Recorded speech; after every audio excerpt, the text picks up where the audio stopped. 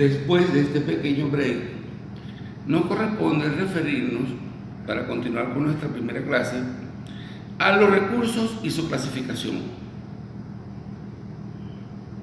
En primer lugar tenemos los recursos nominados y recursos innominados.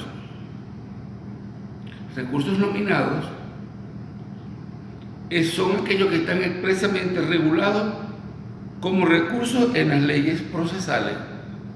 Ejemplo, en materia penal, el recurso de apelación de auto, el recurso de apelación de sentencia, el recurso de casación, el recurso de revocación y el recurso de revisión. Y los recursos innominados son aquellos que están regulados en leyes, pero sin una denominación específica. Ejemplo de esto lo tenemos en una solicitud de nulidad del Código Orgánico Procesal Penal, por ejemplo, en el artículo 174, si no ha variado la numeración con el nuevo código que hasta el momento no se encuentra en nuestro poder. Entonces, esta clasificación es netamente doctrinal, pues no tiene mucha importancia en la práctica, como si la tiene la que seguidamente vamos a explicar. Vamos a hablar de una segunda clasificación que viene dada por los recursos devolutivos y no devolutivos. El recurso devolutivo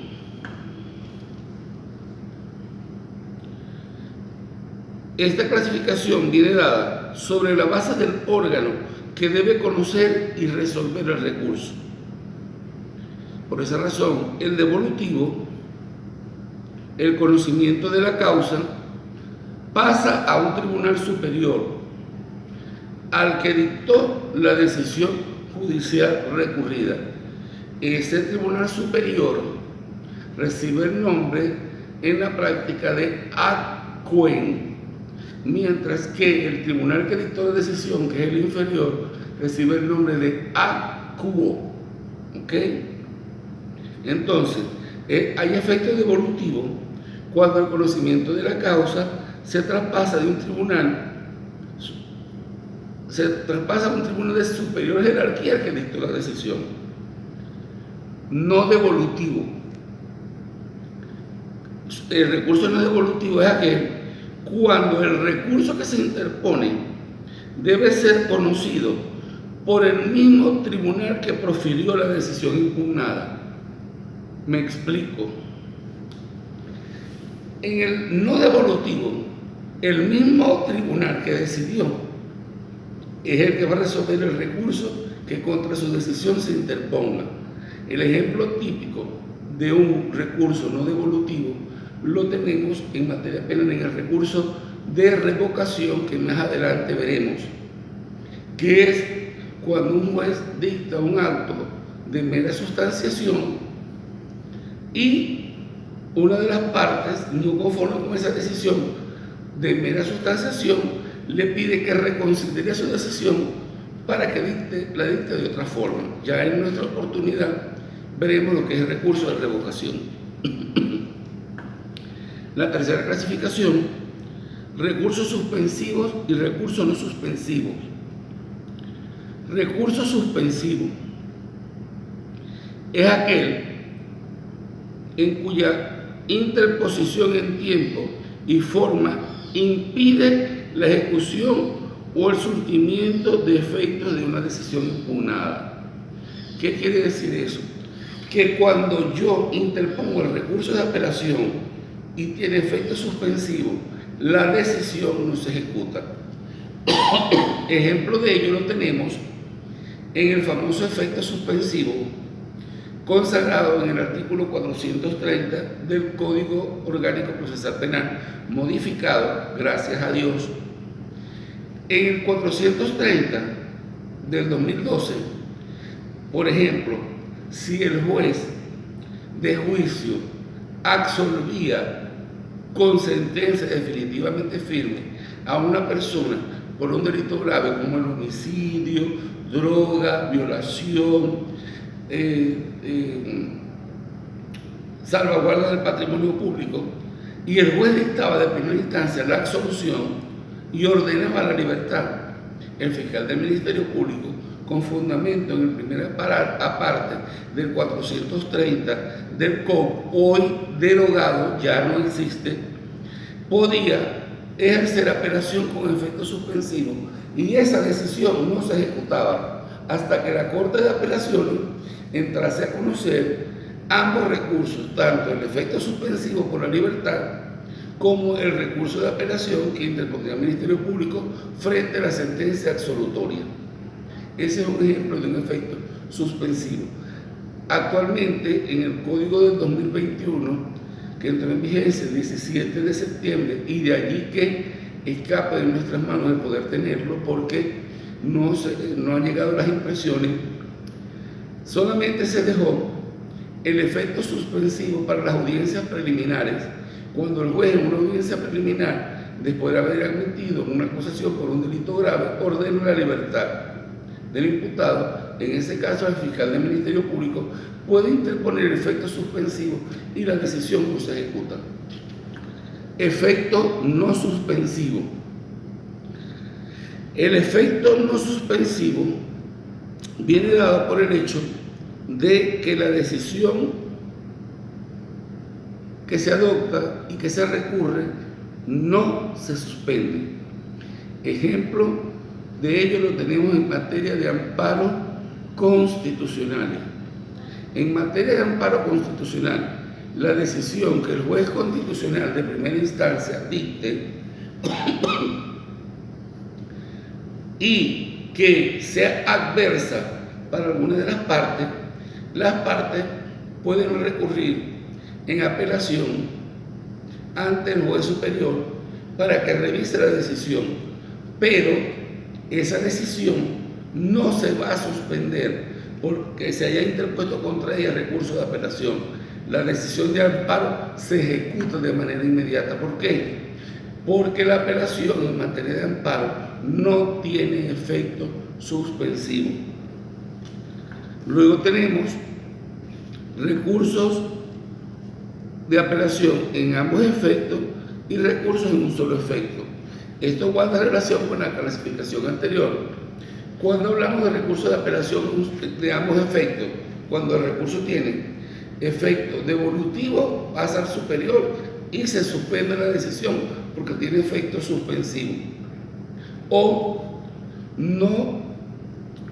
a un solo efecto es cuando el recurso tiene efecto devolutivo, como en el caso de amparo, pero no se suspende la decisión. Entonces, un ejemplo de un amparo en ambos efectos los tenemos en el efecto suspensivo del 430 en materia de audiencias preliminares donde se ordena libertad por delitos graves, y un ejemplo de efecto devolutivo, un ejemplo de recurso de apelación a un solo efecto lo tenemos en materia de amparo. Pasa el conocimiento al Tribunal Superior, pero la decisión no se suspende. Recursos ordinarios y recursos extraordinarios. Los recursos ordinarios son aquellos que guardan relación con la motivación que se exija al recurrente para interponer la impugnación. Hablamos de un recurso ordinario cuando el legislador no exige fórmulas especiales de motivación ni causales específicas en que debe fundamentarse. Un recurso de apelación ordinario lo tenemos en materia civil. En materia civil, basta que la parte agraviada señale apelo de la decisión por no estar conforme para que inmediatamente ese recurso sea procesado y el expediente enviado en efecto devolutivo al Tribunal Superior. No sucede lo mismo en materia penal. ¿Por qué? Porque el recurso de apelación en materia penal, aun cuando se trata de un recurso ordinario, requiere una serie de cumplimientos de requisitos que en la doctrina han llamado al recurso de apelación de primera instancia en materia penal como un recurso de casación en pequeño. ¿Por qué? Porque en penal sí existen causales taxativas señaladas para que yo pueda apelar. Y además se tienen que cumplir una serie de pasos que vamos a ver en su oportunidad cuando veamos los recursos de apelación de auto y recursos de apelación de sentencia. A título de ejemplo señalo las causales por las cuales se puede apelar de un recurso de apelación de auto. La primera causal del 439, numeral 1, cuando señala, se pueden apelar de las decisiones que pongan fin al proceso o impidan su continuación. Ejemplo, si el juez en una audiencia preliminar decreta el sobreseguimiento de la causa por prescripción de la acción penal, por ejemplo, esa decisión para apelar tenemos que fundamentarla en el artículo 439, numeral primero del COC. Y debemos seguir el procedimiento que establece el 440 y siguiente, que señala que tengo 5 días para apelar, la parte contra quien interpongo el recurso tiene 3 días para contestarlo. Eso se envía a la Corte de Apelaciones, en la Corte se admite y de considerar si hay pruebas o no, se decidirá el recurso con o sin audiencia. Como verán, pues es un recurso ordinario, pero que exige requisitos que vienen a traer como consecuencia que pudiesen ser considerados como un recurso extraordinario, porque tiene que tener causales taxativas y cumplir con un requisito que señala la ley, a diferencia del penal, a diferencia del civil. En el civil basta con que yo digo apele para que ese recurso le dé un trámite.